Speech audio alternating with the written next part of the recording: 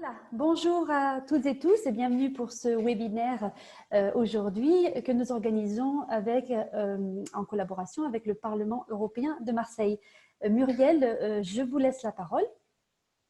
Merci, bonsoir Anna, bonsoir mesdames les députés. Donc c'est avec plaisir que j'introduis ce webinaire. Comme l'a dit Anna, que nous avons réalisé le bureau du Parlement européen à Marseille en partenariat avec les centres d'information à la fois, donc centre d'information Europe Direct à la fois de Drôme-Ardèche et de Lyon.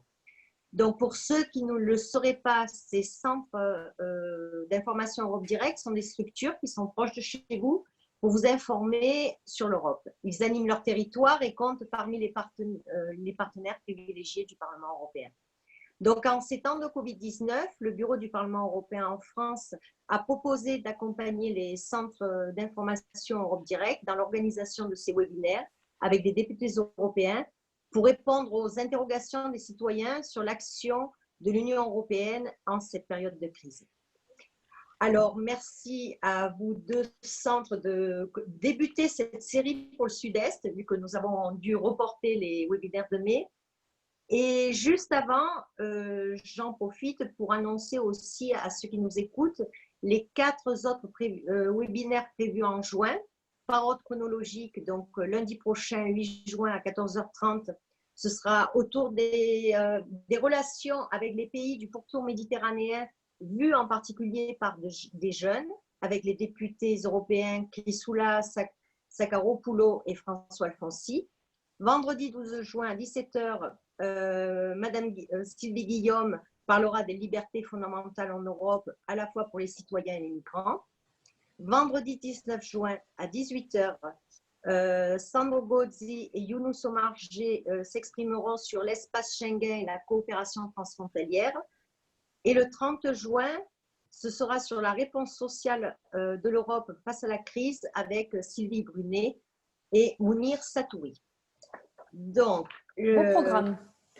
Voilà, pour le mois de juin, c'est assez chargé. Mais c'est un plaisir donc de travailler avec vous sur tout le territoire. Je reviens donc sur la présentation de mesdames les députées européennes qui vont débattre ce soir, et toutes les deux sont membres de la Commission de l'environnement, de la santé publique et de la sécurité alimentaire. Alors, Michel Rivasi, vous avez été élu au Parlement européen depuis 2009, c'est donc votre 3e mandat, sous les couleurs du groupe des Verts Alliance Libre Européenne ou Europe Écologie en France. Et actuellement, vous co-présidez la délégation française de ce groupe. Madame Véronique Trier-Lenoir, vous avez été élue au Parlement européen l'an passé et vous appartenez au groupe Renew en France, c'est-à-dire la liste Renaissance de la République en marche. Vous êtes conseillère régionale pour la région Auvergne-Rhône-Alpes et vous exercez toujours comme cancérologue. Voilà, mesdames les députées, merci encore d'avoir accepté notre invitation et je passe la parole à Anna Gasquet, qui est la responsable du Centre d'information Europe Direct, Drôme-Ardèche, et elle va animer ce débat ce soir. Merci beaucoup Muriel. Oui, donc bonjour à nouveau et bienvenue à tous et toutes pour ce webinaire que nous avons intitulé « De la Suède à la France, tour d'Europe des systèmes de français face au Covid-19 ». Donc, comme l'a indiqué Muriel, c'est une conférence co-organisée entre 2 centres d'information Europe Direct de Drôme-Ardèche et de Lyon, en collaboration avec le bureau du Parlement européen à Marseille. Et pour cela, donc pour discuter de ce tour d'Europe des systèmes de santé, nous avons donc invité 2 expertes européennes des questions de santé publique, Michel Rivasi et Véronique Trier-Lenoir, toutes deux membres du Parlement européen et de la Commission environnement, santé publique et sécurité alimentaire. Mais pas que, comme le disait Muriel, vous avez aussi toutes deux un profil pour Michel biologiste, pour Véronique cancérologue et également impliquée comme élue locale actuellement ou par le passé.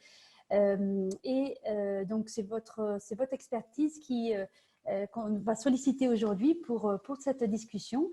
Petit point technique, merci aux personnes qui sont connectées. Donc actuellement, une trentaine de personnes sont inscrites sur la plateforme via Zoom en direct. Et puis également, merci à ceux qui nous rejoignent en ce moment même sur le live Facebook.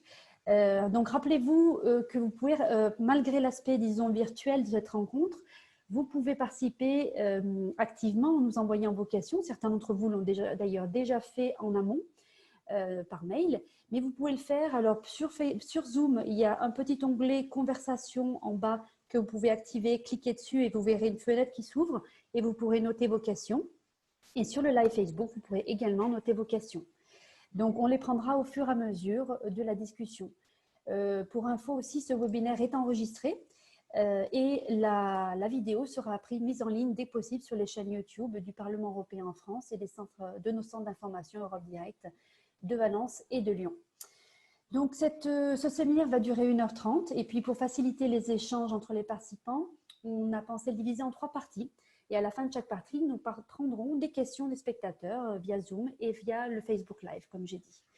D'une part, on va d'abord parler du rôle du Parlement européen pendant cette crise sanitaire, revenir dessus, voir voilà, ce qu'il s'est passé. Deuxièmement, nous allons parler faire une approche comparative entre ce que la France et les autres pays européens ont choisi en matière de lutte contre le Covid et comment ils ont choisi de mettre en œuvre leur plan d'action. Et enfin, on parlera des leçons à tirer pour la suite, justement, à la lumière de cette expérience inédite qu'a vécu le continent européen. Voilà. Donc, pour commencer, sur le rôle du Parlement européen pendant cette crise, tout d'abord, pour rappel, sur la question de santé, ce n'est pas une compétence à proprement dite européenne, mais qui est davantage dans les mains des États membres. Et c'est pour cela que, d'ailleurs, au début de l'épidémie, quand ça a commencé dès janvier-février, on a assisté à des réactions assez disparates de la part des États membres, des décisions très différentes quant à comment gérer cette épidémie et des décisions parfois qui ont été jugées assez individualistes. Comment vous, deux eurodéputés, je vous pose la question à toutes les deux, vous avez travaillé au sein du Parlement européen, quel a été en fait votre rôle en tant qu'eurodéputé? Les citoyens n'ont pas peut-être perçu tout ce qui s'est passé, tout ce que le Parlement européen a fait ces derniers mois. Est-ce que vous pouvez nous en parler? Alors, qui veut commencer? Véronique, Michel? Je veux bien commencer si vous voulez, n'importe. Allez-y, avec plaisir. D'abord, alors, bonjour à toutes et à tous. Merci pour l'invitation et bravo pour votre engagement européen et votre détermination à faire mieux connaître l'Europe aux citoyens français. Je pense que c'est très important et vous avez tout mon soutien pour continuer à y aider. Le rôle du Parlement européen, je dirais qu'il s'est fait en 3 phases. Une première phase de sidération, de tétanisation. Personne ne comprend grand-chose à la crise et c'est ce que j'ai appelé la cacophonie, c'est-à-dire que chacun réagit comme il peut, individuellement, sans coordination, sans solidarité. C'est la guerre des masques, ce sont des tentatives de fermeture des frontières. Et puis, la Commission européenne prend tardivement, mais prend la dimension du problème, organise avec des outils qu'elle avait, une réponse minime mais coordonnée, achats groupés, transfert de patients, rapatriement de ressortissants, financement de la recherche, action de la BCE pour un premier financement. Donc, il y a une réponse pas massive, mais une forme de réactivité. Dans un deuxième temps auquel le Parlement a fortement contribué, nous proposons un mécanisme européen de réponse sanitaire. La Commission et le Conseil se mettent rapidement d'accord sur une stratégie qui consiste à augmenter la coordination et en particulier le rôle des agences européennes, l'Agence de contrôle des maladies, plus tard l'Agence du médicament, une forme de solidarité avec en particulier le fonds de relance sur lequel on reviendra peut-être, et puis des financements importants, structurés et je trouve plutôt coordonnés pour la recherche. Donc, première phase d'hésitation et de tâtonnement, deuxième phase de réaction et je pense qu'on parlera de l'avenir. L'avenir, c'est un programme santé dédié avec un budget de 10 milliards d'euros destiné à se préparer à lutter contre d'autres crises ultérieures et à donner à l'Union européenne et à ses institutions les compétences qu'elles méritent en matière de santé. Mais ça, j'imagine qu'on y reviendra. Dans la troisième partie, en effet. Merci. Alors, moi, je suis tout à fait d'accord avec l'analyse de Véronique. Au tout début, je me souviens, parce que j'étais en plénière et on parlait du coronavirus, parce que ce coronavirus, quand même, il est apparu en novembre en Chine. Et il y a eu un déclenchement, enfin les premiers cas officiels tels que les Chinois l'ont donné, c'était en décembre, hein, le 31 décembre. L'OMS a été interpellée. Il y a eu une mission d'expertise de l'OMS vers le 5-6 janvier. Une réunion assez houleuse le 21 et 22 janvier avec l'OMS qui n'a pas osé déclarer la pandémie. Et c'est seulement fin janvier qui dit que c'est une épidémie internationale et que le 12 mars, c'est une pandémie. Hein. Il faut bien voir que l'Europe, c'est la première fois qu'il y a une telle pandémie aussi importante. Alors, il y a eu la grippe H1N1 que tout le monde a connue à l'époque, mais là, c'est allé très vite et au Parlement, en plénière, j'avais demandé officiellement la fermeture du Parlement.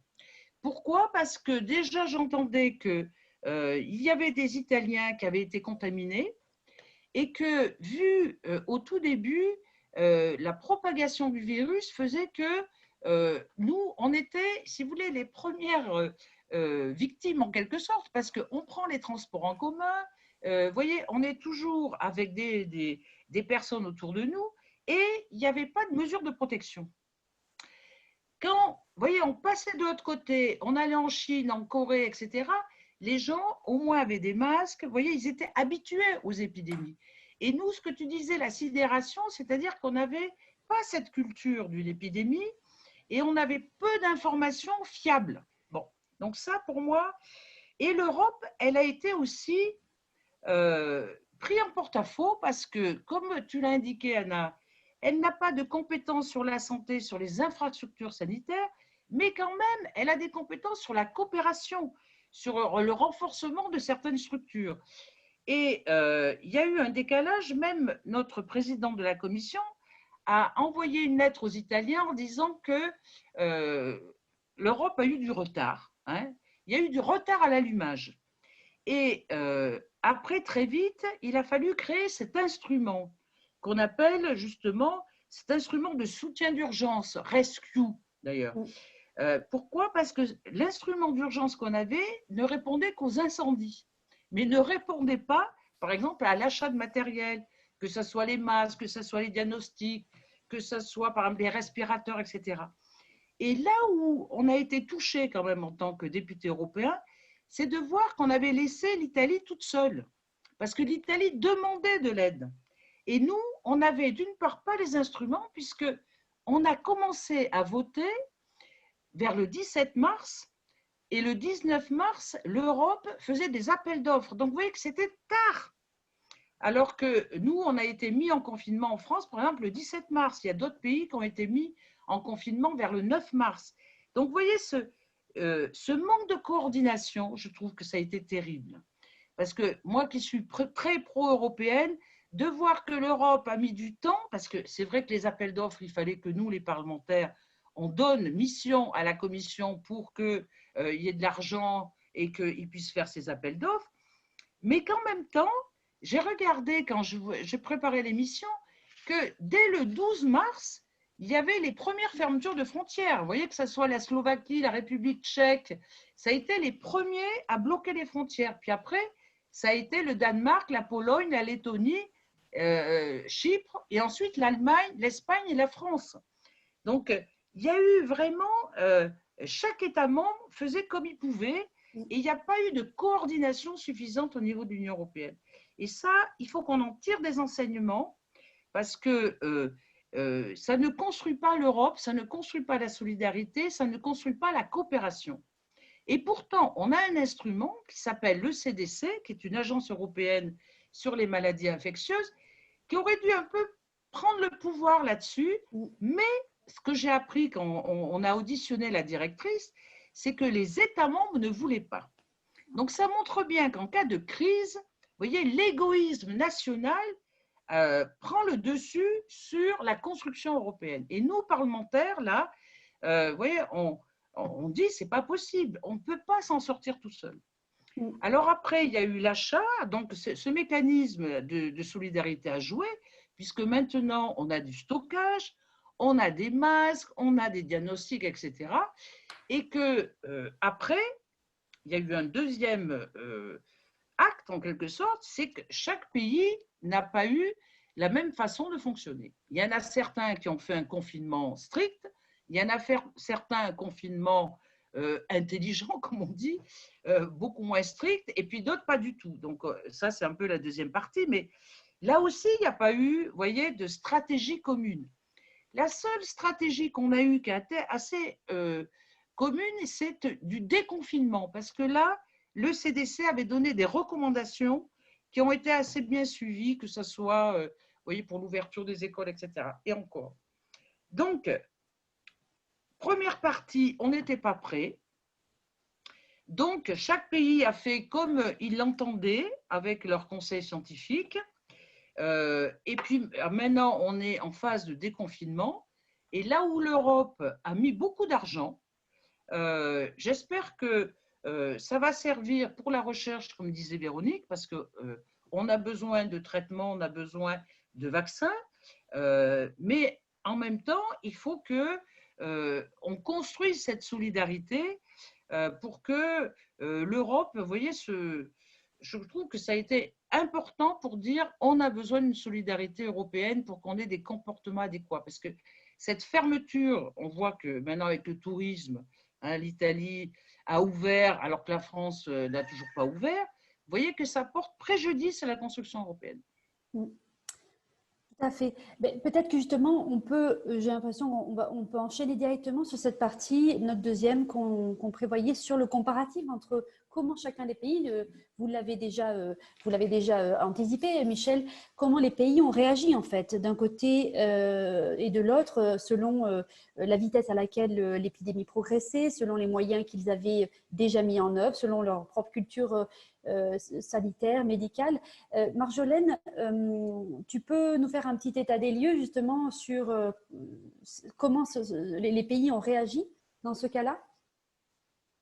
Oui, tout à fait. Alors, on avait une question qui arrivait au moment où tu as entamé. Donc, pardon, je vais peut-être faire une petite coupure avant de faire l'état des lieux. Et sur la question qui nous vient, c'est ne faut-il pas une gouvernance spécifique en temps de crise avec des étapes de prise de décision en accéléré? Alors, Michel, vous venez de répondre. Je laisse peut-être alors la parole à Véronique en premier. La réponse est oui. Nous avons donc voté, Michel et moi, au Parlement européen, une résolution par laquelle nous avons décrit un mécanisme européen de réponse à la crise qui propose une augmentation des compétences, des moyens, des ressources, des gouvernances que sont l'agence ECDC et l'agence du médicament, une prise de conscience de la nécessité de redevenir souverain sur les produits de santé, au premier rang desquels les équipements de protection comme les masques et les médicaments indispensables en réanimation, médicaments éventuels traitant l'épidémie, et puis le financement de la recherche. Ce mécanisme, qui est un mécanisme prévu pour être de l'urgence, intègre des mesures qui sont les achats groupés, des mesures qui sont la constitution d'une réserve stratégique par le dispositif RescEU qu'a cité Michel, de façon à pouvoir, par des procédés qui idéalement devraient être des stocks tournants, c'est-à-dire faire du stock de matériel tout en ne le laissant pas se périmer s'il ne sert pas, process de mise à disposition d'une logistique de transport aérien des malades et des professionnels de santé, et reconstitution, puisque ça existait déjà, d'un corps médical européen capable de se déplacer sur les sites les plus touchés. Ce qui est intéressant, c'est que ce corps médical européen, l'Europe y avait pensé. Sauf qu'avec une forme de naïveté, peut-être un peu d'arrogance, elle l'avait pensé pour les pays tiers. Elle l'avait surtout pensé pour l'Afrique. Et d'ailleurs, il a été activé pour la crise Ebola. Mais au moment où nous nous sommes tous, où nous nous trouvons tous confrontés à la même épidémie, ça devient beaucoup plus difficile d'être solidaire et d'être efficace, puisque les moyens, nous avons tous besoin des mêmes en même temps. Et c'est ça qu'il faut régler. Alors, oui, il faut une gouvernance plus forte. La proposition de la Commission européenne EU for Health prévoit un budget dédié, prévoit un renforcement des compétences, sans pour autant toucher aux prérogatives des États, en particulier en matière de système de soins. Et la difficulté est là.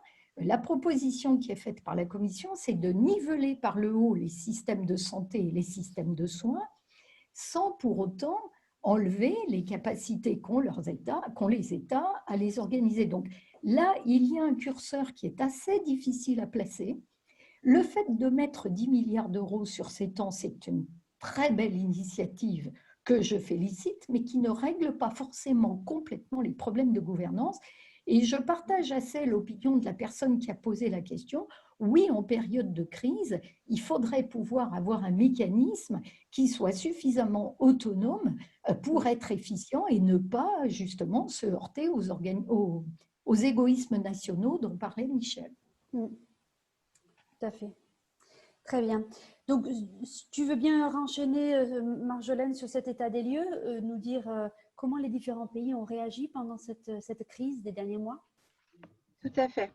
Alors, ça reprend un peu certains éléments que Michel Rivasi a évoqués tout à l'heure. Donc, pour répondre à cette crise sanitaire exceptionnelle, les États membres ont réagi très différemment, et ce, selon alors, leur culture face à la maladie et entre autres à une pandémie, mais aussi selon leur capacité d'absorption des malades dans leur système médical et hospitalier existant et préexistant, et enfin sans doute aussi par rapport à la sociologie de leur population et la façon de réagir face à la contrainte. Alors, tous les États membres ont imposé la fermeture des commerces non essentiels au final. Seuls sont restés ouverts les magasins de première nécessité, nourriture et hygiène et pharmacie, dans des temps un peu différents. Par contre, chaque État membre a choisi son modèle de distanciation sociale pour empêcher la propagation du virus. On a justement le confinement strict, celui qu'on a vécu en France, avec les sorties uniquement pour faire les courses, du sport, aller travailler ou aller aider les personnes fragiles. Donc, c'était en France, République tchèque, Espagne, Belgique, Pologne, Luxembourg, Grèce, Italie. On a ensuite eu ce qu'on appelle un confinement relatif, c'est-à-dire que les autorités nationales ont invité à rester chez soi et ont annulé les rassemblements publics. Ça, c'était le cas pour l'Allemagne, la Slovaquie, la Croatie, l'Estonie, la Lettonie, la Bulgarie et pratiquement tous les pays européens, sauf ceux qui ont choisi l'immunité collective. Et là, il n'y en a que 3. Et c'est la Suède, les Pays-Bas et le Royaume-Uni. Alors, les Pays-Bas, comme le Royaume-Uni, l'ont finalement abandonné pour revenir à un confinement relatif. La Suède, elle, a continué, mais il semblerait que de nombreuses critiques montent sur ce système-là. Ensuite, chaque État membre a aménagé son système de santé, c'est-à-dire que certains ont décidé de dépenses de santé assez importantes. Par exemple, la Lituanie, qui a augmenté ses dépenses de santé de 27%, alors que sinon la Suède ou la France ont augmenté entre 1,2 ou 1,9%. Ensuite, il y a eu pas mal d'accompagnement du personnel de santé avec des aides financières ou des soutiens moraux. Ça, c'était vrai en Grèce, en Allemagne, en Hongrie, en Bulgarie ou en Croatie ou en Finlande. Et enfin, on a développé dans certains pays un accès facilité aux soins, surtout pour les migrants ou pour les indépendants. Et c'était surtout en Grèce, Slovénie, Belgique, Portugal et France. En effet, comme Michel l'annonçait tout à l'heure, sur la stratégie du port du masque en déconfinement, c'est beaucoup plus homogène, car finalement, ou bien c'est très contraignant comme à Malte ou en Slovaquie, où là on porte le masque tout le temps, dès qu'on sort de chez soi. Sinon, en Bulgarie, en France, en Italie ou au Luxembourg, c'est dès que la distanciation sociale ne peut se faire. Et dans tous les autres États membres, c'est dans les transports publics et ou dans les magasins. Donc voilà pour un petit topo très rapide de ce qui s'est passé. Donc on voit que les choix ont été très différents d'un pays à l'autre. Est-ce que vous, en tant qu'eurodéputé, vous avez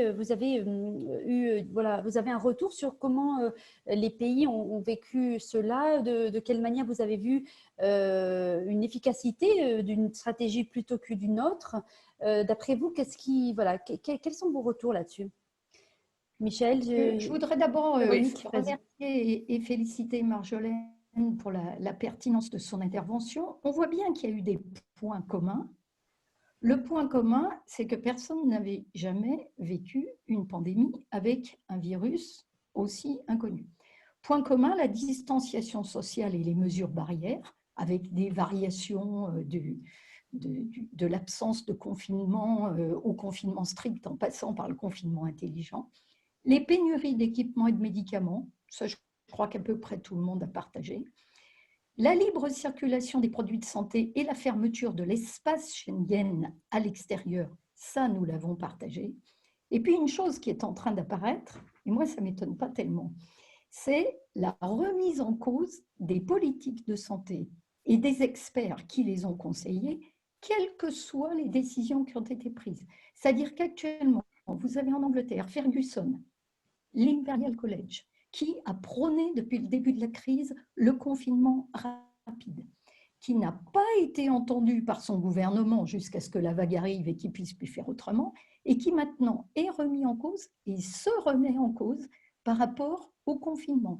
Alors qu'en Suède, le pays de la liberté et de l'absence de confinement, l'expert dont j'ai oublié le nom qui a prôné cette stratégie est en train d'être montré du doigt, vous l'avez dit, et lui-même de se poser des questions. Autant dire que, revenons à l'étymologie, l'expertise, c'est ce que l'on apprend de ce qu'on a vécu. Et là, on a appris en marchant, et ce qu'on doit faire maintenant, c'est tirer les leçons. Là, on a tous acquis une forme de début d'expertise qui fait qu'on a compris comme qui cette maladie touche en priorité. On a compris que ce sont les zones à forte densité de population qui sont les plus atteintes, quels que soient les pays, ça marche plutôt par région. On a compris que c'était les personnes âgées qui étaient les plus fragiles. On a compris que tous, c'est une chose qu'on a partagée aussi, on privilégiait nos systèmes de santé par rapport à nos économies jusqu'à une certaine limite et surtout jusqu'au moment où le confinement devient finalement délétère pour la santé. Bref, on a appris. Je suis tout à fait d'accord avec Michel pour dire que la phase de déconfinement est plutôt moins désorganisée. Je voudrais rajouter qu'il y a eu une boîte à outils pour les applications de traçage qui permet au minimum d'avoir tous les mêmes règles pour ces applications, même si on peut regretter qu'elles soient différentes d'un pays à l'autre, et qu'en tout cas, il faudra qu'elles soient interopérables. Et puis, dernière remarque, toujours dans l'idée qu'il faut tirer des leçons. L'histoire de la deuxième vague ne dépendra que de nos comportements à tous. L'objectif de tous les pays européens et d'ailleurs de tous les pays du monde, c'est d'éviter d'être obligés à en venir à un reconfinement. Là où nous aurions tout intérêt à nous mettre autour de la table et à réfléchir tous en commun, c'est sur les différents scénarios qu'on voudrait utiliser en fonction de ce qui va arriver. Soit il n'y aura plus, le virus va s'éteindre. Ça, je ne vous cacherai pas que c'est le scénario le plus simple. On peut aussi avoir, ce qui est le cas actuellement, des clusters qui se forment et être d'accord tous sur les scénarios qu'on utilise sur ces clusters. Et puis, qu'est-ce qu'on fait si l'épidémie devient à nouveau plus importante, qu'on ne peut à nouveau plus la contrôler? Et je crois que là, il y a maintenant une fenêtre de tir pour travailler tous ensemble sur la manière dont on pourra au moins réagir de façon identique à des situations identiques, même si on ne les vit pas tous en même temps. Et dernière chose, sur l'ouverture des frontières, j'appelle de mes voeux qu'autour du 15 juin, on ait une stratégie très cohérente et très adaptée de contrôle aux frontières, si possible, tous les mêmes. Ça serait vraiment très important. Merci. Michel ? Oui, alors ce que je voudrais rajouter, c'est que très rapidement, j'ai interpellé la Commission européenne et notamment la commissaire sur la santé pour qu'on établisse ce qu'on appelle des stress tests. C'est-à-dire que, vu la situation, et comme l'épidémie est en train de descendre de façon importante, il faut absolument qu'on fasse une comparaison de chacun des États membres, savoir quelle est la stratégie qu'ils ont effectuée, et de comparer, et alors moi je vais commencer à m'aventurer là-dessus, justement sur la stratégie et des critères communs. Et enfin, de réfléchir sur quelle est la valeur ajoutée que peut apporter l'Europe. Alors, je ne vais pas reprendre ce qu'a dit Véronique, parce que je suis d'accord avec elle, mais quand même, je trouve qu'on est resté très européen et on n'a pas voulu voir ce qui s'est passé en Corée du Sud, à Taïwan, à Hong Kong, à Singapour, où là, ils avaient une pratique des épidémies, parce que il y a eu le SRAS, il y a eu le MERS, etc. Et qu'eux, ils jouent sur la responsabilisation des gens. Ils avaient des masques, ils avaient des tests. Et j'ai posé la question dernièrement, c'était la semaine dernière, au directeur qui est responsable là, justement de la pandémie, M. Ryan, pour lui demander, lui, qu'est-ce qu'il pensait des stratégies faites au niveau européen. Et sa réponse est assez intéressante. Vous vous rappelez que l'OMS disait il faut tester, tester, tester. Et d'ailleurs, ils étaient même pour l'ouverture des frontières. Bon. Nous, qu'est-ce qu'on a fait? On a vu qu'il y avait des pays, et notamment la France d'ailleurs, mais pas que, il y a l'Espagne, il y a l'Italie, où on était en déficit à la fois des masques, il y a eu toute l'épopée des masques en France, mais on a vu aussi qu'en Espagne c'était pareil, en Italie pareil, mais des diagnostics. Et parce qu'on était en manque de masques et en manque de diagnostics, on a été conduit à un confinement strict. Vous voyez, c'est en fait, on n'avait pas le choix parce que si on voulait arrêter la propagation du virus, il fallait confiner les gens et il y a eu un confinement strict. D'autres pays, quand on voit les Pays-Bas, quand on voit la Suède, on pourra critiquer d'ailleurs la Suède, mais enfin les Pays-Bas, la Suède, l'Allemagne, l'Autriche et la Suisse, qui ne fait pas partie de l'Europe, mais qui a eu cette stratégie, quand ils ont fait un confinement relatif, ils ont quand même autorisé les gens à sortir, vous voyez, ils n'avaient pas les attestations à donner, etc. Mais ça reposait sur un diagnostic très important. Et dès qu'ils voyaient qu'il y avait des gens contaminés, les gens étaient isolés et ça permettait justement de limiter la propagation du virus. Nous, en France, et moi j'en veux quand même à la stratégie française, c'était de dire, vous avez des symptômes, vous appelez le 15, si vos symptômes ne sont pas très importants, on vous donne du Doliprane, si vos symptômes sont plus importants, vous allez dans les hôpitaux. Et je trouve que si on compare la France et l'Allemagne, là j'ai les chiffres pour vous donner. En France, pour 100 000 habitants, on a 42,9 morts. En Allemagne, c'est 10,3. Vous voyez, on a en Allemagne 83 millions d'habitants, en France 66 millions. On a 8 600 morts, si vous voulez, en Allemagne. On en a plus de 28 000 en France. Pourquoi une telle différence? Ben, la différence, c'est qu'ils ont testé très vite. Et eux, ils avaient les tests. Nous, on n'en avait pas des tests. Et puis, eux, ils ont fait l'isolement, mais ils n'ont pas fait le confinement aussi strict. Ça a été le cas en Autriche, ça a été le cas aux Pays-Bas, pareil. Et donc, moi, je me dis que les conséquences après, ben, c'est les conséquences économiques et les conséquences sociales. Et donc, là, il faut que… On n'était pas assez préparés. on n'avait pas assez, si vous voulez, de souveraineté, et ça, c'est quand même dans le bilan qu'on va en tirer. Il faut qu'on ait plus de souveraineté européenne et plus de souveraineté nationale pour la fabrication des masques et des diagnostics. Et j'espère que si la Commission me suit dans les stress tests, j'aimerais bien qu'il y ait justement cette comparaison pour avoir après une meilleure stratégie. Et d'ailleurs, la Commission ne s'est pas trompée. Elle a attaqué la France là-dessus.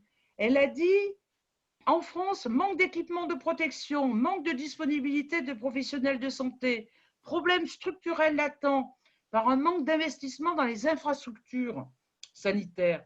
Et d'ailleurs, quand j'ai regardé le nombre de lits en Allemagne, on avait 6 lits, vous voyez, pour 1000 habitants. En France, on était à 2,53. Donc, vous voyez que, et ça, moi, je trouve que c'est très important d'en retirer. Dans les politiques d'austérité qu'on a menées, et rappelez-vous la Grèce, quand il y a eu ces problèmes financiers, le premier budget qu'a sauté, c'est le budget de la santé. En France, on était en austérité incroyable, on avait fait sauter le nombre de lits. Regardez le nombre d'infirmières, il y a eu des luttes très importantes. Donc, je crois d'ailleurs que notre président de la République en a pris conscience. Il faut absolument que ça, c'est dans le domaine public. Et quand la Commission a critiqué la France là-dessus, elle avait raison. Donc, ces stress devraient permettre à la Commission européenne de dire à certains pays, il faut renforcer votre infrastructure sanitaire, il faut renforcer aussi les gens qui interviennent d'un point de vue de la santé. Et que ce n'est pas le marché, vous voyez, qui fait qu'on aura une meilleure protection. Et la comparaison des États pour voir quels sont les États qui ont mieux réussi en Europe, vous retrouvez l'Allemagne, vous retrouvez les Pays-Bas, vous retrouvez l'Autriche. Ça, c'est les pays où il y a le moins de morts par rapport à la population, par rapport à une politique de responsabilité plus forte. Et les pays… Alors, permettez-moi de ne pas être d'accord.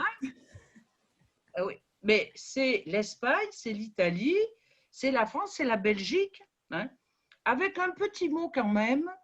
Comme tu as dit, Véronique, tu as dit, c'est vrai qu'on a compris que les populations, la population plus âgée, c'est là où il y avait le nombre de morts plus important. Mais moi, j'ai quand même un mot sur les EHPAD. En France, quand même, je suis choquée par le fait que, par le manque de masques, par le manque de protection du personnel médical, on a eu quand même un nombre de morts effroyable dans les EHPAD. Et ça aussi, c'est vraiment une leçon à tirer, parce que quand vous voyez qu'il y a aussi des personnes âgées, vu le confinement strict après, que je comprends d'ailleurs ce confinement strict, mais il y a plein de personnes âgées aussi qui se sont laissées mourir parce qu'elles ne voyaient plus personne. Donc, il faut que d'une chose où on n'avait pas l'expérience, on en tire quelque chose de positif pour une prochaine épidémie, parce qu'il y aura une prochaine épidémie. Et puis, on a vu aussi, moi, ce qui m'a choqué, je vais vous dire, c'est quand je regardais la télévision, je voyais des experts, mais qui nous ont tenu un discours sur les masques. C'est incroyable ce qu'ils disaient. Madame Buzyn, quand elle disait, mais les masques, ça ne sert à rien. Mais c'est terrible d'entendre une ministre dire ça. Vous voyez, on a la pénurie de masques, la pénurie de diagnostics faisait dire à nos ministres et à des experts que ce n'était pas utile. Et maintenant qu'on a le recul, on voit que ce n'était pas vrai. C'est pour ça que c'est très important, vous voyez, d'avoir cette analyse comparative, cette analyse de stratégie et regarder le nombre de morts qu'il y a sur une population en fonction du pays et de sa culture, comme disait Marjolaine. Parce que ça permettra, vous voyez, d'en sortir par le haut. Et là, la population française a été touchée. Vous savez, un confinement aussi strict, il faut voir les conséquences économiques et sociales que ça va entraîner. C'est pour ça que, vraiment, moi, je suis pour une position de confinement relatif. Alors, heureusement qu'on a pris ces positions, vu qu'on était en pénurie bon, donc il fallait la prendre, mais ça a des conséquences quand même assez dures pour l'avenir. Et j'espère que l'Europe, alors pourquoi la valeur ajoutée de l'Europe, je terminerai là-dessus, c'est que l'Europe, elle doit jouer son rôle. Par exemple, comment compter le nombre de morts? Qu'on ait au moins une méthodologie commune.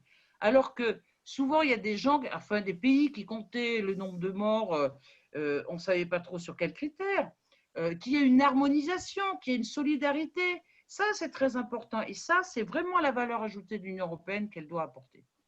Merci. Véronique, je vois que vous vouliez réagir. Tu viens, ben oui, Bien parce sûr. que tu viens de dire une chose et son contraire. Donc, je n'étais pas d'accord avec toi, mais finalement, tu as corrigé.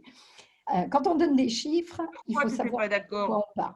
Il faut savoir de quoi on parle. Ne tombons pas dans le travers de ces experts de la télé que tu as vus comme moi et qui t'ont irrité comme moi. D'abord, quand on compare la France et l'Allemagne, il y a une différence majeure qu'on ne peut pas occulter et à laquelle personne ne peut rien, c'est que l'Allemagne n'a pas eu de cluster. Nous avons eu un rassemblement qui a disséminé la maladie d'une manière extraordinaire parce que expérimentalement, c'est un peu comme si on n'avait pas fermé le Parlement européen, si tu veux. On vient des 4 coins du monde se rassembler dans une ville, on s'y répand, on va dans les bars, dans les restaurants, puis ensuite on repart chacun de son côté. Donc ça, malheureusement, c'est arrivé en France, c'est arrivé en Italie. L'Allemagne a eu la chance, et c'est très bien, de ne pas avoir de cluster. Deuxièmement, quand on parle des chiffres, tu parles du chiffre de nombre de morts. Tu as commencé en comparant ceux de l'Allemagne et de la France, juste avant de te rétracter et de dire, ce qui est vrai, qu'on ne les compte pas de la même manière. Très schématiquement, pour ne pas faire de l'expertise comptable macabre, lorsque vous mourrez en Allemagne en ayant un test positif au Covid, que vous ayez par ailleurs un diabète décompensé, un Alzheimer en fin de vie ou un cancer terminal, vous êtes considéré comme étant mort de la maladie autre que le Covid. Alors qu'en France, on a considéré comme lié au Covid toutes les morts des personnes qui avaient un test positif. Ne nous battons pas sur les chiffres parce qu'il y aura un arbitrage. Cet arbitrage est simple et ça, ce sont des experts qui connaissent la question qui le disent. Ça s'appelle la surmortalité. Chaque mois, nous voyons les chiffres de la mortalité de avril ou mai 2019 par rapport à avril ou mai 2020. Et là, il y a des différentiels et ça, c'est indiscutable, c'est comparable d'un pays à l'autre et c'est ça qui nous donnera les échelles de ce qui s'est réellement passé dans les différents pays. Les lits, c'est pareil les lits, Michel. Ce qu'on appelle en France un lit de réanimation, c'est un lit avec un appareil, un respirateur artificiel et un service de réanimation. En Allemagne, ce qu'on appelle un lit de réanimation, ça peut très bien être un lit de médecine dans lequel on reçoit de l'oxygène. Typiquement, mon service, lorsque les malades ont besoin d'oxygène et d'être sous scope et d'avoir une prise de la tension quotidienne, ils seraient considérés en Allemagne comme des lits de réanimation. Donc là encore, ne tombons pas dans ce travers. Dernière chose, les stress tests. Là, je veux bien que tu m'expliques, parce que purée, si on en a eu un de stress test, à mon avis, c'est bien celui qu'on vient de vivre. Pour moi, le stress test, c'est un test de mise en situation. Si je comprends bien, dans ton esprit, c'est de l'analyse rétrospective. Alors là, oui, mais à condition de comparer des choses comparables. Sinon, on va faire les faux experts de BFM. Oui. Alors, je vais préciser. Les stress tests, d'un point de vue européen, c'est ce qu'on a fait, par exemple, suite à Fukushima. Quand il y a eu l'accident de Fukushima, la Commission européenne, sur des critères communs, a décidé de regarder la sûreté nucléaire au niveau de chaque réacteur des États membres qui avaient des installations nucléaires. Et ils ont demandé de répondre à un questionnaire avec vérification d'ailleurs des experts européens.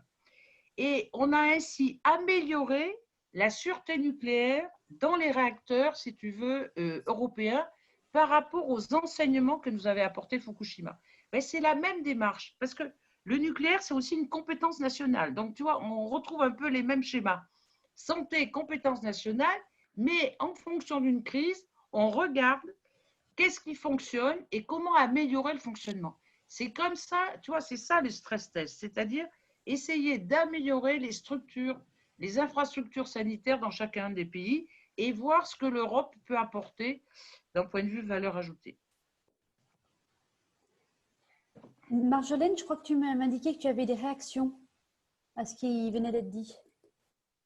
Oui, tout à fait. Alors, il y a un ensemble de réactions qui sont venues. Je pense que je vais les consolider un petit peu parce qu'il y a des choses qui se recoupent. Ce qui semble, en effet, pour les gens qui nous écoutent aujourd'hui, c'est que on n'avait pas le système hospitalier, ou du moins on n'avait pas la prévention qui était suffisante en termes de lits, de tests, de diagnostics, etc. En France, Mais tu parles ou au niveau européen? Oui. D'accord. Non, excusez-moi. Là, c'est uniquement en France les questions que je reçois. Mais les questions qui se posent justement, c'est si on n'a pas les mêmes indices, comment est-ce qu'on peut réagir tous ensemble et coordonner à ce moment-là notre action? Et l'autre question, c'est est-ce que justement sur les aspects transfrontaliers, là on a eu des aspects transfrontaliers, il y avait un exemple avec les Pyrénées et l'hôpital de Cerdagne, est-ce que justement ça a été compliqué sur ces espaces-là quand on n'a pas non plus de coordination? Est-ce que l'une d'entre vous veut réagir? Moi, je veux bien réagir. Sur les lits, comme ce que je vous parlais tout à l'heure du lien avec la sûreté nucléaire, il faut qu'on établisse des critères communs et qu'on compare des choses comparables. Mais on a supprimé tellement de lits en France, vous voyez, depuis les années 2006 jusqu'en 2020, qu'effectivement, on avait quoi, 5000 lits, vous voyez, pour 66 millions de personnes. Quand moi j'ai comparé les chiffres en Allemagne, ça n'avait rien à voir. Même si tu disais, Véronique, ce n'est pas tout à fait les mêmes lits. Eh bien, on établit des critères communs et on va faire des comparaisons pour améliorer, parce qu'il manquait des lits. Et puis la deuxième chose, c'était transfrontalier. Eh bien, ça a pas mal marché, parce que regardez, dans le Grand Est, il y a eu énormément de patients qui ont été accueillis par les hôpitaux allemands. Et il y a eu des témoignages d'ailleurs de gens qui ont été soignés, qui ont guéri d'ailleurs et qui sont revenus vraiment. Voilà, une collaboration entre le Grand Est et l'Allemagne, entre les Pyrénées et l'Espagne. Donc ça veut dire qu'il y a ces liens, mais il faut encore les amplifier à partir du moment où le pic, voyez, de la contamination n'est pas le même au même moment. Parce que c'est ça le problème. Nous, on avait un problème de saturation et qu'on avait une limite à ne pas dépasser. Et par chance, en Allemagne, ben, ils n'avaient pas cette saturation et ils ont pu accepter les patients français. Alors moi, j'ajouterais, en prenant les questions à l'envers, qu'il me semble que l'allusion à l'hôpital de Sardanne, c'est l'allusion à une expérience que je trouve personnellement très intéressante, qui est celle d'un hôpital transfrontalier.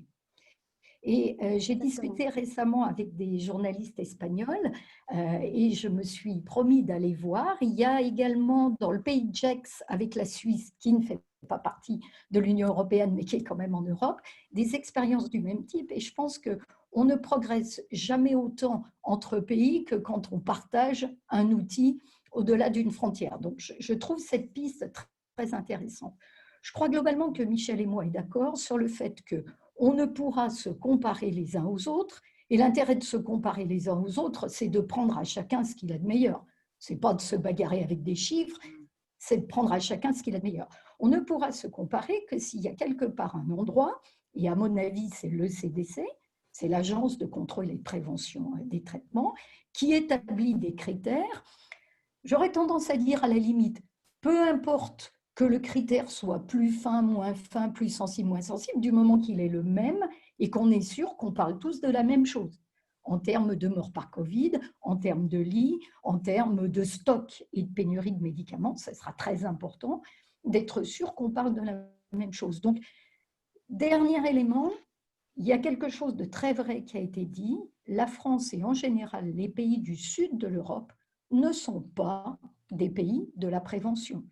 Et j'irai d'ailleurs plus loin, ce sont des pays où le système de soins est robuste, et il l'a prouvé, le système de soins, qu'il était robuste, parce c'est extraordinaire l'agilité qu'ont eu nos systèmes hospitaliers, nos hospitaliers. Ils ont multiplié par 2 ou par 3 les capacités d'accueil en réanimation. Ça veut bien dire qu'il y a là une agilité, une compétence extraordinaire et bien sûr qu'il faudra reconnaître l'hôpital public, mais tu l'as dit toi-même, Michel, on a manqué de prévention et on manque globalement de prévention. La prévention peut se faire un peu à l'hôpital, mais elle se fait surtout en dehors de l'hôpital. Et ce qui pêche beaucoup dans notre pays, on le sait, et je ne crois pas que tu me contrediras là-dessus, c'est ce qu'on appelle les soins primaires. C'est l'endroit médecin généraliste, médecin de santé, centre de santé, où on devrait faire de la prévention, acculturer la population et les médecins à la prévention et être davantage prêts en cas de crise qu'on ne l'a été ici. Donc, voilà, assez d'accord avec ces 3 points. Merci. Il y a une réaction justement d'une de nos collègues qui nous suit sur Zoom, la collègue du Centre Europe Direct des Pyrénées à Prades, à côté de Perpignan, qui dit que voilà, Véronique, vous êtes la bienvenue. Si vous voulez aller, Véronique et Michel, avec la commission du Parlement, visiter cet hôpital transfrontalier de Cerdagne entre la Catalogne française et la Catalogne espagnole. Très bien. Voilà. Je vous propose... Je vous propose à présent, donc d'abord je vais juste répéter un petit peu pour les personnes qui nous rejoignent actuellement sur Facebook et qui continuent aussi de nous regarder sur Zoom. Donc on est aujourd'hui en train de faire un webinaire avec Madame Michèle Rivasi et Véronique Trier-Lenoir, 2 eurodéputés, sur les questions justement de santé, comment les différents systèmes de santé européens ont géré cette épidémie du Covid.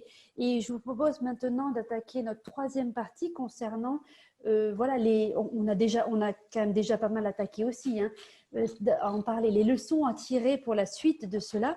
La semaine dernière, la Commission européenne a fait la proposition d'un plan de relance européen qualifié par de nombreux médias comme ambitieux et d'une envergure inédite pour faire face à cette crise économique de grande ampleur qui va probablement suivre cette crise sanitaire que nous venons de traverser. En fait, l'idée donc proposée par la Commission et qui était encouragée, portée par le Parlement, vous nous en direz plus après, c'est que donc les pays européens empruntent ensemble afin de soutenir les pays et les régions et les secteurs en Europe qui en auront le plus besoin.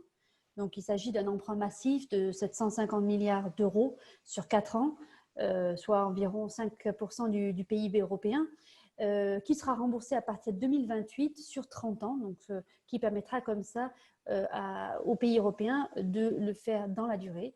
Et puis à côté de cela, il y a vraiment le focus fait sur les questions de santé. Véronique, vous l'avez cité tout à l'heure, avec le programme EU for Health, donc pour l'Europe pour la santé, avec des moyens européens alloués beaucoup plus importants, démultipliés sur les questions de santé dans le cadre de ce plan de relance européen. Voilà, je ne vais pas aller dans le détail, mais pour vous, que pensez-vous de ce plan de relance européen qui a été annoncé récemment, donc la semaine dernière?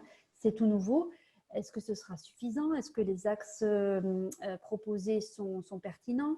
Comment vous vous positionnez par rapport aux propositions avancées par la Commission européenne? Moi, personnellement, je suis enthousiaste. D'abord, désolée de commencer par l'argent, mais c'est quand même le nerf de la guerre. Un budget de presque 10 milliards d'euros, 23 fois supérieur à ce qui avait été évoqué dans le précédent contrat de plan pluriannuel. C'est quand même, me semble-t-il, une démonstration forte qu'on a tiré les leçons de la nécessité de ne plus cantonner la santé à un tout petit budget misérable et de donner un vrai pouvoir à l'Union européenne et en particulier à la Commission. Moi, je dirais il y a 3 points. Premièrement, plus jamais ça.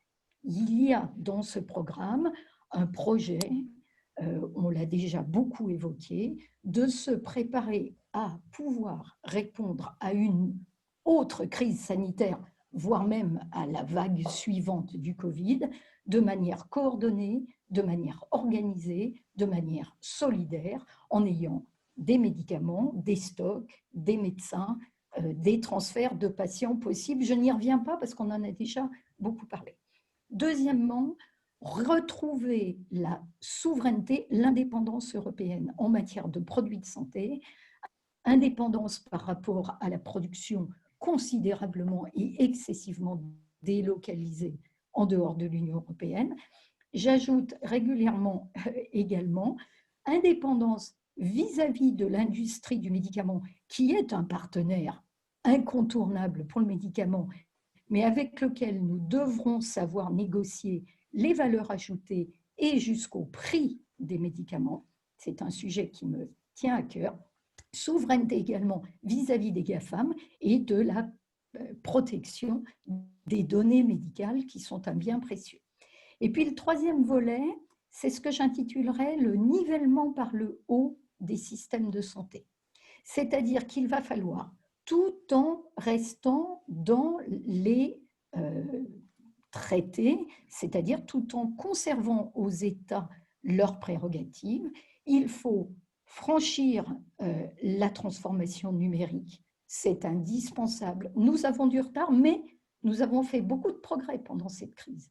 Nous avons multiplié par plusieurs logarithmes le nombre d'actes de télémédecine. Nous avons activé tous les outils du numérique. Nous avons, à mon avis, beaucoup progressé. Il faut augmenter le niveau en santé publique.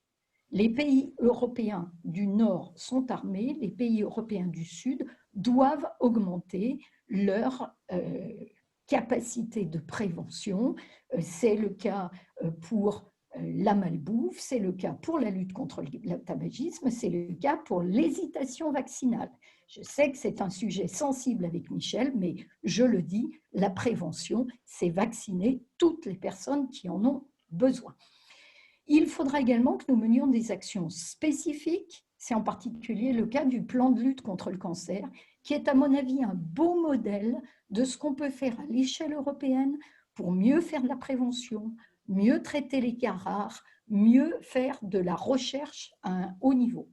Il faudra savoir identifier des centres d'excellence et il faudra être capable de communiquer nos actions au grand public, d'informer et de former le grand public.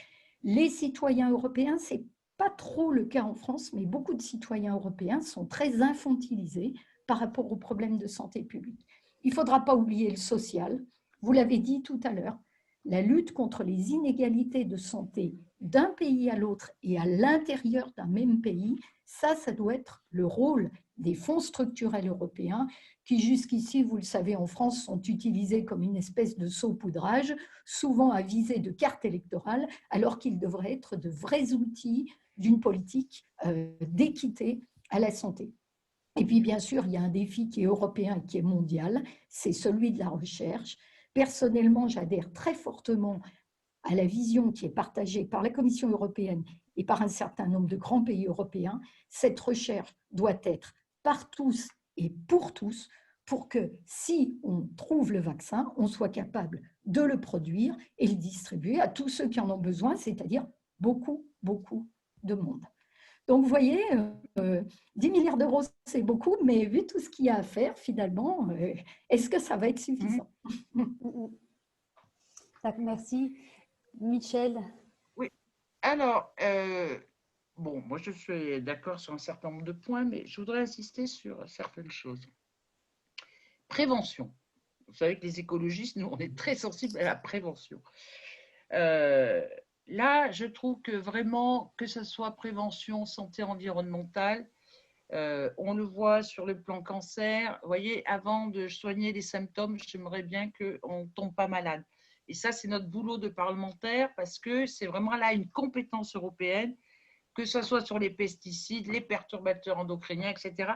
Et là aussi, sur la culture du risque, et on l'a très bien vu là dans le cadre de cette pandémie, sur le fait qu'on ait du matériel. Deuxième axe très important, c'est souveraineté européenne. Quand il y a eu cette crise, de voir que sur le plan européen, on dépendait d'importations chinoises sur les masques, que j'ai regardé dans le détail, que les pays se volaient les masques, je trouvais ça quand même terrible. Nous, en France, on avait certains producteurs, on les a lâchés, dans les entreprises ont fermé et on n'avait plus de producteurs de masques. Comme on n'avait plus de producteurs de réactifs. Donc, vous voyez que la souveraineté sanitaire européenne, c'est capital. et que ça retombe aussi après sur une souveraineté nationale. Et ça veut dire, c'est bien la relocalisation. Vous savez, souvent on parle de relocalisation alimentaire. Là, la relocalisation, vous voyez, du matériel, elle est très importante. Et on l'a vu aussi sur la pénurie des médicaments. Alors, avec Véronique, on travaille sur la pénurie des médicaments et en ce moment, il y a un rapport là-dessus. Alors, je voudrais souligner aux gens qui nous écoutent, la pénurie des médicaments, elle existait avant la crise du coronavirus. Elle a été amplifiée parce qu'il y a eu une demande supplémentaire de certains médicaments.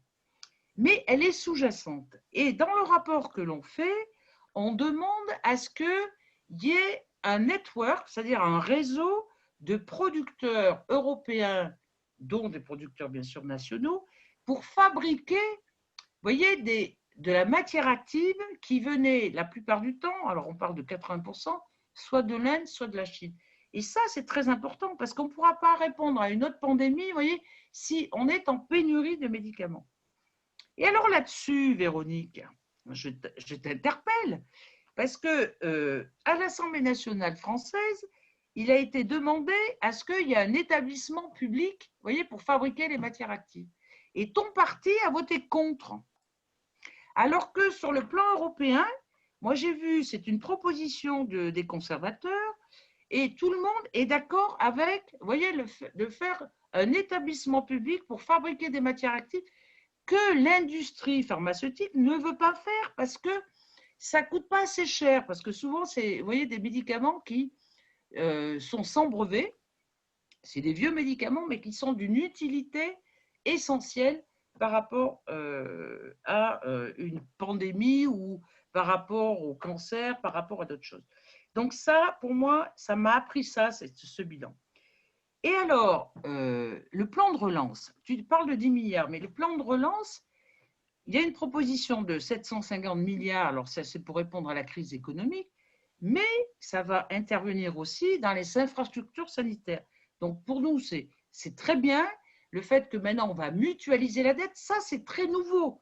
C'est parce qu'il y a eu la crise de la pandémie que les Allemands, le Pays-Bas, etc. ont accepté ça. Donc c'est vraiment, vous voyez, une crise, ça entraîne des améliorations dans le système.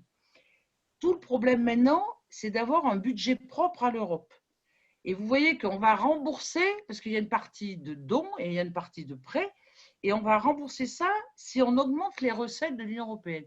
D'où le fait qu'on voudrait mettre une taxation sur les transactions financières, on voudrait récupérer de l'argent, vous voyez, sur la taxation carbone aux frontières européennes, on voudrait taxer les plastiques, vous voyez, pour que ça revienne dans le budget européen. Et comme ça, vous voyez que cette crise, elle peut être bénéfique là-dessus. Et dernière chose sur la recherche.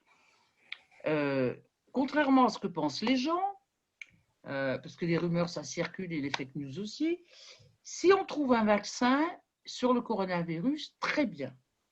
La seule chose que je dis, c'est qu'il faut qu'on ait toutes les garanties en faisant des études cliniques sur un grand nombre de gens, parce que quand on vaccine des gens, c'est des gens sains. Vous voyez, c'est des enfants, les femmes enceintes, etc. Et qu'il faut être sûr qu'il n'y aura pas d'effet secondaire. Donc, si on trouve un vaccin, il faut qu'on le trouve pour tout le monde et que l'Europe, d'ailleurs, notre présidente a fait, il y a eu une réunion de donateurs, on a récupéré plus de 7,5 milliards d'euros. La seule chose qu'on demande, nous, c'est de dire si on donne de l'argent public, il faut qu'il y ait des contreparties au niveau des laboratoires pharmaceutiques.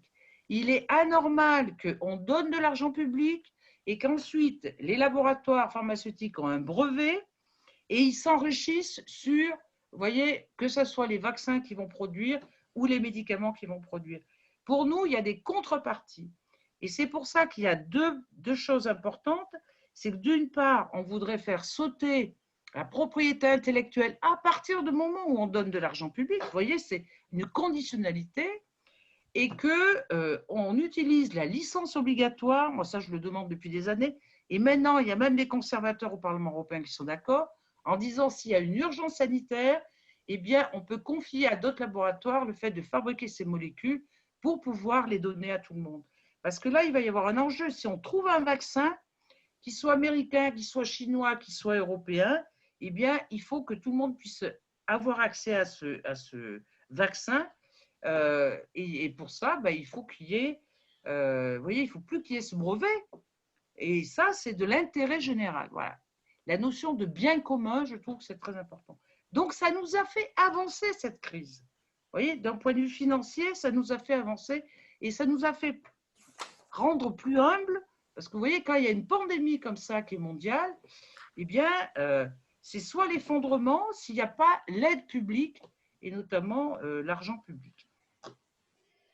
Juste avant de vous donner la parole, Véronique, c'était Michel, vous parliez de conditions, de conditionnalité. Si j'ai bien compris, ça fait partie des propositions de la Commission européenne pour notamment aussi que les fonds qui soient alloués aux entreprises, aux différents acteurs qui recevraient ces fonds de la relance européenne seraient conditionnés par justement le fait d'être en ligne avec aussi les priorités, par exemple, de lutte contre le changement climatique. Là-dessus, d'ailleurs, on se pose aussi la question, j'avais reçu des commentaires, pas aujourd'hui, mais quand j'étais en contact avec d'autres personnes sur d'autres événements, en lien avec l'appui aussi sur les grandes entreprises de l'aviation, sur les entreprises aussi liées au transport, à la production automobile.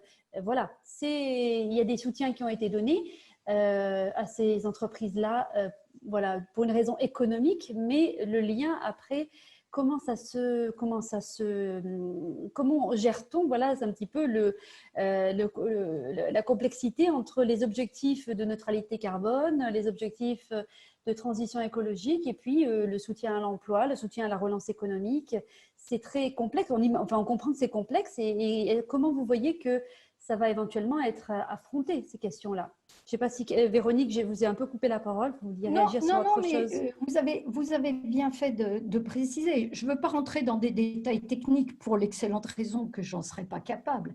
Mais le grand principe, c'est que si on veut restaurer la souveraineté européenne sanitaire, aéronautique, textile, etc., ça veut dire qu'on est incitatif pour un certain nombre d'industriels à revenir sur le territoire européen, à condition qu'ils respectent les normes environnementales, qu'ils respectent le droit du travail et qu'ils respectent la volonté forte de transformation numérique. Bref, la relocalisation ne devra pas se traduire par une industrie au rabais, des conditions de travail dégradées ou une atteinte aux droits des personnes. Ça, c'est le principe, c'est bien ça, et c'est bien ce que vous avez résumé. Sur le vaccin, c'est un vrai bonheur. Je suis d'accord avec tout ce qu'a dit Michel Rivasi pour prôner la recherche et le développement des vaccins. Donc là, vraiment, je n'ai rien à ajouter, ma chère Michel. Tu es une avocate extraordinaire du vaccin contre le Covid et j'en suis vraiment très, très heureuse en tant que médecin et en tant qu'eurodéputée. Tu m'as interpellée et je vais répondre. J'ai suivi comme toi un débat un peu escamoté à l'Assemblée nationale où effectivement le gouvernement n'a pas retenu dans l'immédiat la proposition d'un pôle public et proposé comme un peu unique de production et de fabrication des substances actives et des médicaments. Ça n'est probablement pas réaliste, mais dans mon esprit, et en tout cas c'est mon opinion, ça n'exclut absolument pas que si nécessaire et si efficient, on puisse avoir une partie des substances actives et des médicaments qui soient produites par des établissements publics qui, dans mon esprit, devraient plutôt quand même être adossés à des établissements de santé publics préexistants. Je ne vois pas bien qu'on en fasse des établissements hors sol. Et deuxièmement, les partenariats publics-privés sont possiblement également une voie d'avenir. Je pense que sur ce dossier-là, et sans vouloir faire trop de en même temps, il faut être réaliste et pragmatique. On ne relocalisera pas en 5 minutes, d'autant plus que, malgré tout ce qu'on a dit, l'industrie du médicament, tu le sais, est une industrie polluante et qu'on devra quand même avoir des phases possiblement de tensions avec les industriels pour les faire accepter qu'à prix constant du médicament, ils relocalisent depuis des pays où le droit du travail n'est quand même pas tout à fait le même que chez nous et où les normes environnementales ne sont pas aussi contraignantes. Donc, soyons réalistes et moi, je dirais, testons toutes les hypothèses, le tout industrie si ça marche, et je n'en suis pas sûre, un peu de public privé, mais pas une seule solution. Voilà la réponse à ta question. Comme tu le sais, il y a beaucoup de réflexions qui sont en cours. Il y a un rapport commandé par le Premier ministre qui va être rendu public et qui évoque toutes ces hypothèses. Juste une chose, parce que ça rejoint une question dans le chat. Tu as présenté comme acquis le fonds de relance sur la base de la mutualisation des investissements, pour ne pas dire mutualisation de la dette. Ça n'est pas encore tout à fait acquis. Ça dépend, entre autres, du Conseil du 19 juin, où on voit bien qu'au moins les 4 pays dits frugaux ne sont pas vraiment décidés, pas plus les Pays-Bas que l'Autriche, à accepter cette solution. Donc, parions et espérons que les pays pro-européens, dont la France, réussiront à marquer le pas, parce que pour le moment, tu le sais aussi bien que moi, les choses ne sont pas complètement acquises. Et c'était pour répondre à la question de savoir si je suis optimiste là-dessus. Je suis d'un naturel optimiste, mais j'attends quand même, avec une certaine perplexité, le Conseil du 19 juin pour être sûr que la Commission européenne sera entendue. Tout à fait. C'est encore à voir. Il y aura probablement une longue nuit de négociations à venir. Marjolaine, est-ce qu'il y avait d'autres questions qui sont arrivées sur Zoom ou sur Facebook? Alors oui, il y en a 2 autres. Donc merci Mme Triel-Lenord d'avoir répondu déjà pour le 19 juin. La première qui est très large, et là j'avoue mon inculture totale, pourquoi ne pas penser à nouveau à une Europe de la santé comme dans les années 50 de la part de M. Oberdorf? Si vous connaissez le projet, ça peut être l'occasion de comparer avec un projet qui a été réfléchi. C'est assez simple. Dans les années 50, les pères fondateurs de l'Europe ont imaginé une communauté de santé sur le modèle de la communauté charbon-acier et du plan vert. C'est-à-dire il y avait un plan noir, un plan vert et un plan blanc. L'Europe de la santé a échoué pour des raisons qui ne semblent pas sans relation avec la position française. Le projet n'a pas avancé. La seule limite que je vois, et là encore c'est du pragmatisme, c'est que si on voulait faire cette Europe de la santé-là, ça veut dire qu'il faut revoir les traités et il faut inscrire une compétence santé autonome et indépendante dans les traités.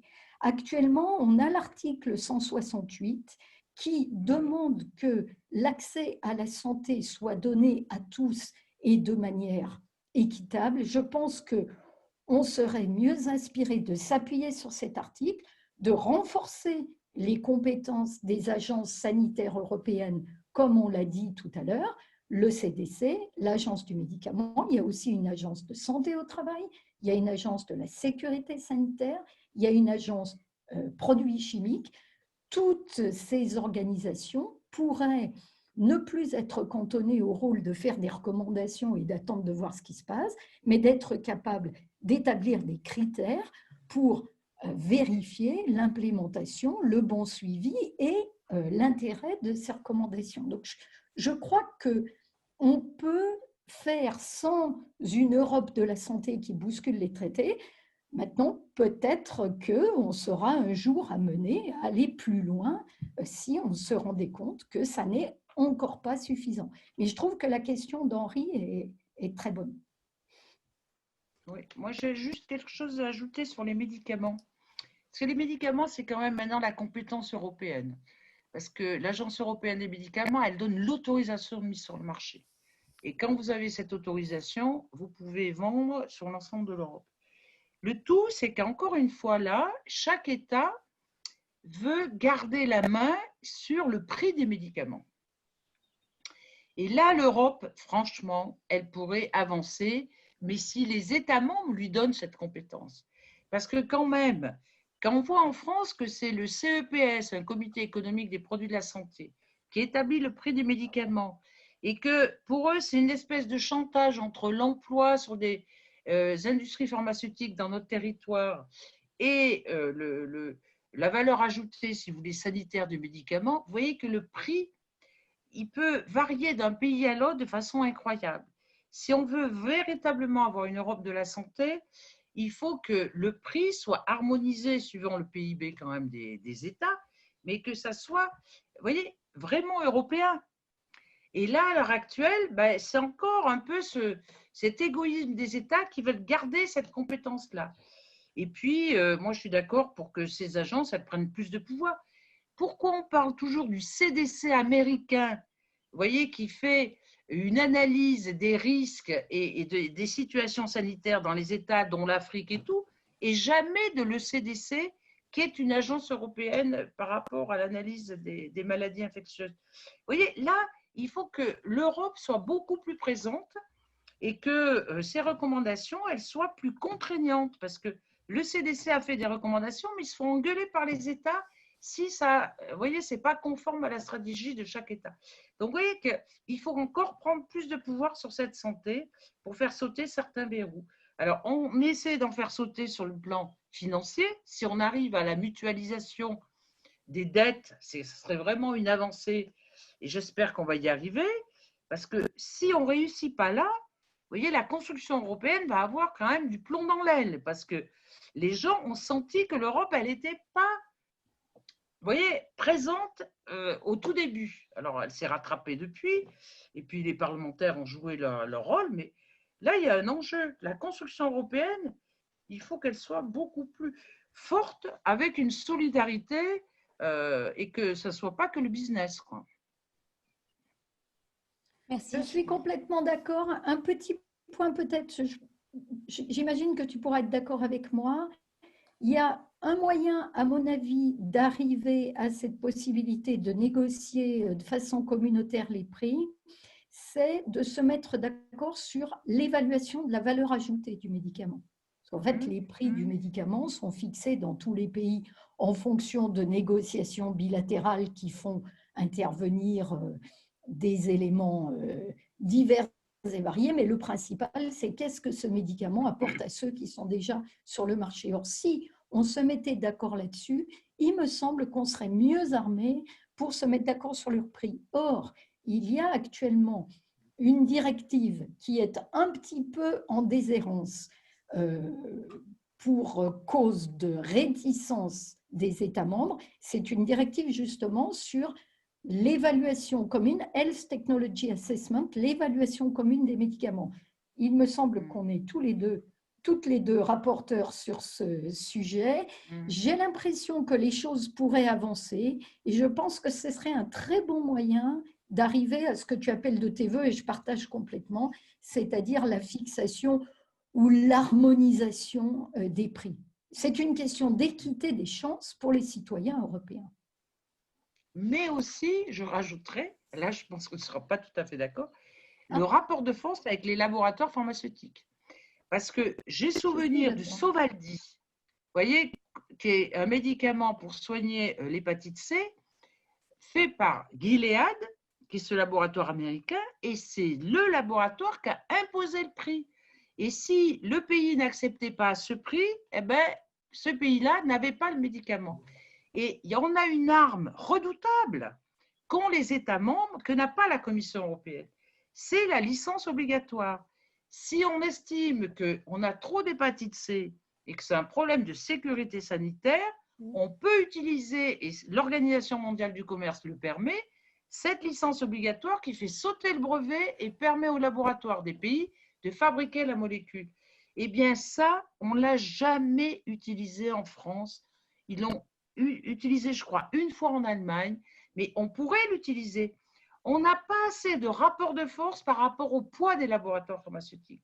Et j'ai peur que l'histoire des traitements ou du vaccin vis-à-vis du coronavirus, les laboratoires pharmaceutiques, ils utilisent de l'argent public parce qu'on leur paye quand même des études cliniques, on leur paye aussi un certain nombre de recherches, eh ben, ils vont nous imposer le prix par rapport à un brevet et tout le monde n'aura pas accès, si vous voulez, à ces traitements ou à ces vaccins. Voilà. Donc, tu vois, là, les laboratoires ont pris un poids énorme et qui est disproportionné. Contrairement à ce que tu crois, je suis complètement d'accord avec toi. D'ailleurs, je l'ai dit tout à l'heure. J'ai dit qu'il fallait qu'on retrouve la souveraineté en matière de produits de santé vis-à-vis des pays tiers, vis-à-vis de l'industrie et vis-à-vis des GAFA. Je suis complètement en phase avec toi. D'accord, très bien. Merci. Marjolaine, tu avais peut-être une dernière question avant qu'on passe à la conclusion? Tout à fait. Alors, c'est une dernière question qui peut vous amener aussi vers la conclusion parce qu'elle ouvre en dehors de notre thème aujourd'hui uniquement de la santé et qui parle finalement du projet plus large et peut-être à vous de nous dire quelle est votre vision, vous, plus large du projet européen. C'est Monsieur Georges qui nous dit « Le Covid a été l'illustration de la difficulté de gestion hospitalière. En cas de grave catastrophe industrielle, ne serions-nous pas face aux mêmes problématiques ?» Par rapport à cela. Je suis complètement d'accord. Il me semble avoir dit tout à l'heure, mais je vais le répéter parce que c'était peut-être pas suffisamment clair, que dans la résolution parlementaire que nous avons votée, nous avons appelé à un mécanisme européen de réponse sanitaire qui puisse être activé quel que soit le type de crise, parce que finalement, vous avez beaucoup de mécanismes d'alerte, de déprogrammation d'activités non urgentes dans les hôpitaux, de mobilisation des médecins généralistes, des réserves sanitaires qui sont communes, que ce soit un virus, que ce soit un problème environnemental ou chimique ou nucléaire. Donc, je suis d'accord avec la personne qui dit il faudrait qu'on profite, si on peut dire, de cette opportunité tragique pour se préparer collectivement aux crises sanitaires, qu'elles soient infectieuses ou pas. Et ça repose sur l'hôpital, mais pas que. J'insiste sur le fait que si vous avez une crise nucléaire, vous avez la question de savoir si toutes les personnes concernées ont de l'iode à prendre en urgence sous forme de comprimé. Voilà, c'est aussi basique que ça, et ça ne repose pas uniquement sur l'hôpital. Donc, c'est tout le système de santé qui doit être prêt parce qu'il aura une culture de santé publique et pas seulement de soins à répondre à toutes les crises, quelle que soit leur nature. Moi, je dirais qu'on a eu cette expérience au moment de Tchernobyl. Quand le nuage radioactif de Tchernobyl a traversé la France, vous voyez la valeur ajoutée de l'Europe, je vais vous le dire parce que je l'ai vécu vraiment personnellement et dans ma chair, ça a été que c'est l'Europe qui a fixé des normes. Et grâce à ces normes, on a pu protéger la santé des citoyens européens. Si ça avait été la France, ils n'acceptaient pas les normes européennes parce qu'ils les trouvaient trop dures. Oui, parce qu'on avait des produits qui étaient bloqués à la frontière. Parce que chez nous, quand même, on a été particulièrement touchés. On avait du lait qui dépassait les normes européennes, tout ça. Et je trouve que le fait d'avoir une structure qui dépasse les États membres, qui permet de faire une réglementation, vous voyez, qui protège la santé, qui est harmonisée, c'est une meilleure protection. Et cette crise de coronavirus permettra, j'espère, d'améliorer les infrastructures de santé pour faire prendre conscience que c'est pas que c'est l'intérêt général, que c'est un bien commun notre santé et que l'Europe, elle doit aider, vous voyez, à améliorer les infrastructures. Et que s'il y a une crise budgétaire, comme on l'a vécu en 2008, comme il y a eu, ça avait marqué aussi ce qui s'était passé en Grèce, et que les coupes budgétaires ont été sur la santé, où les gens pouvaient plus se faire vacciner, où les femmes enceintes, où les femmes qui avaient un cancer pouvaient plus se faire soigner, etc. Pour moi, ça a été terrible. Et l'Europe, là, elle doit aider les gens et non pas, vous voyez, faire en sorte à ce que… D'ailleurs, l'Europe a été attaquée là-dessus avec la Banque européenne parce que, vous voyez, ils avaient supprimé la protection des citoyens grecs. Donc, ça peut être encore une fois un effet positif de cette crise.